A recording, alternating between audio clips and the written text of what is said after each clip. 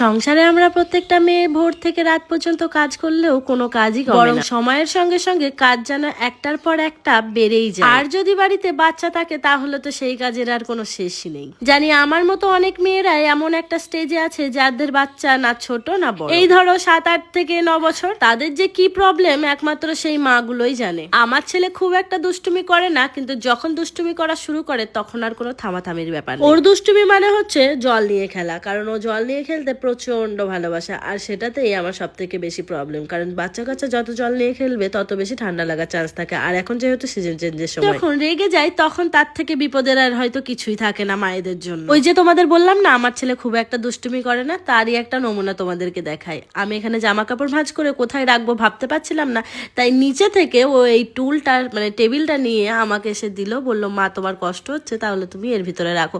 তারপরে দেখো, তারপর ও নিজে জল খেলো এবং আমার জন্য জল ঢেলে আমাকে গ্লাসে করে দিয়ে বললো মা তুমি অনেকক্ষণ জল খাওনি, অনেক কষ্ট করছো, একটুখানি জল খেয়ে নাও। সত্যি কথা বলতে মা বাবার পরে হয়তো নিজের সন্তানরা এইরকম ভাবে কথা বলে। কিছু কিছু মানুষের ধারণা যে বাচ্চাদেরকে মানুষ করছি ওরা আমাদেরকে বড় হয়ে দেখবে, তার জন্য ভগবান শ্রীকৃষ্ণ বলেছেন যে কর্ম করে যাও ফলের আশা করো না। ঠিক তেমনি আমি আমার কর্তব্য তো করবই, কারণ আমার সন্তান যেহেতু আমার কর্তব্যের মধ্যে পড়ে, আমার প্রায়োরিটি, আমাকে তো ওকে দেখাশোনা করতেই হবে। জানি না সেটা ভবিষ্যতের কথা, ভবিষ্যৎ বলে দেবে যে আমাদের জীবনটা কেমন কাটবে। আমার জীবনটা তো এখনই ভালো নেই, তাহলে ভবিষ্যতের কথা ভেবে আমার অত চিন্তা করেও লাভ নেই। যেটা হবে আমি আমার ভগবানের ওপর ছেড়ে দিয়েছি। তোমরা দেখলে আমি এখনই ওষুধ খেলাম, আর এই ওষুধটা হয়তো অনেকে কমেন্টে জিজ্ঞাসা করবে, তার আগেই বলে দিলাম যে এই ওষুধটা হচ্ছে আমার হাতের যন্ত্রণার জন্য। অনেকেই জানে যে আমার হাতে অনেক যন্ত্রণা করে, তাই আমি এই ওষুধটা খেয়ে নিলাম।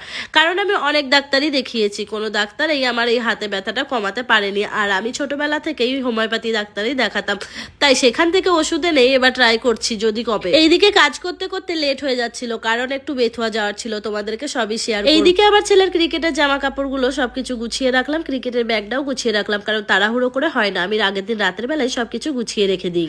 এখানে জামা কাপড় গোছাতে গোছাতে আমার ছেলে করে দিয়েছে আর এক কাণ্ড। দেখো আমি যখন ভিডিওটা এডিটিং করছি তখন দেখলাম যে ও এরকম ভাবে দুষ্টুমি করেছে, সত্যি আমি প্রচন্ড ভয় পেয়ে গেছিলাম। যাই হোক, তোমাদের বাচ্চারা এরকম দুষ্টুমি করে কিনা সেটাও বলো, কিন্তু আমি বেশি কিছু ওকে বলিনি। হ্যাঁ একটু রেগে গেছিলাম, কিন্তু তবু আমি ওকে কিছু বলিনি, কারণ আমার বাচ্চাটা বেশি দুষ্টুমি করে না, তোমাদেরকে বললাম। তারপর এই দীপঙ্কর বাড়ি চলে আসলো, কারণ অনেকক্ষণ থেকে অপেক্ষা করছিলাম। আর যেহেতু বেথুয়া যাওয়ার ছিল, বেথুয়া আমি কেন যাব সেটাও তোমাদেরকে আমি একটু পরেই জানাবো। তারপরে ও বলছিল যে কালকে রাতে আমার ঘুম হয়নি, খুব ক্লান্ত লাগছে। আর আমি তখনই রেগে গেছিলাম, কারণ হচ্ছে কি আমার বেথুয়া খুবই দরকার ছিল, তাই ও তাড়াতাড়ি করে উঠে আমরা আবার বেরিয়ে গেলাম বেথুয়া যাওয়ার জন্য। আর বেথুয়া এসেছিলাম স্পোর্টসের দোকানে, কারণ আমার ছেলের ক্রিকেটের জন্য জুতোটা ছোট হয়ে গেছে। এই হলো 1 মাস হলো কিনেছি, কিন্তু জুতোটা আমি বুঝতে পারিনি, তাই হয়তো ছোট হয়ে গেছে। এই যে এই জুতোটা কিনলাম, কেমন হয়েছে একটুখানি কমেন্টে জানিও।